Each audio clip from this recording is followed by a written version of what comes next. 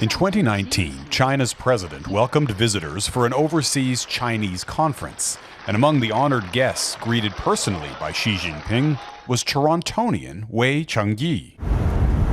Wei is the owner of Foodie Mart, a supermarket chain in Ontario and BC. He's also the permanent honorary chairman for the Confederation of Toronto Chinese Canadian Organizations, or CTCCO.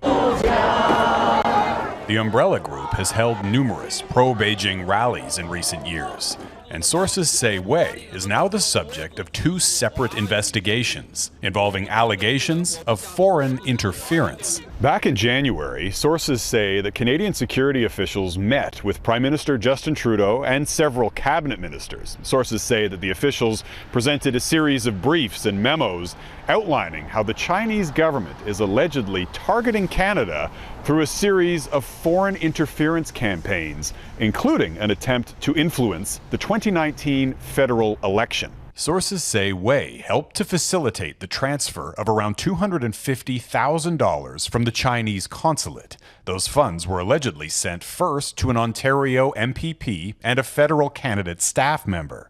From there, sources allege the money was distributed to a network of at least 11 federal candidates, along with campaign staffers.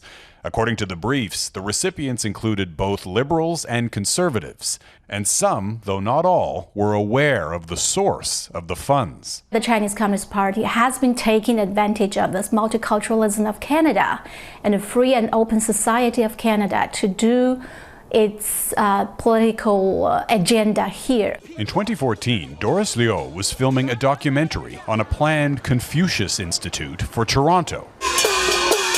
The proposal sparked protests from the Chinese community over fears the Chinese cultural program is a propaganda tool for Beijing. So this is Mr. Wei Chengyi. Wei and the CTCCO were involved in a counter-protest to support the Confucius Institute.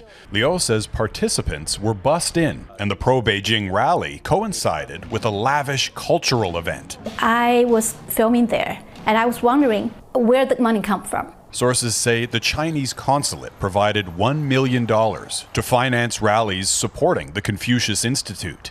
And sources say some of those funds were funneled through Wei and the CTCCO. Through these so-called cultural exchange programs, the Chinese government aims to export its ideology. RCMP sources say investigators are also probing Wei's alleged links to several properties, including this one near Toronto, allegedly used by Beijing as so-called police stations to conduct surveillance and even forced repatriations against members of the Chinese community.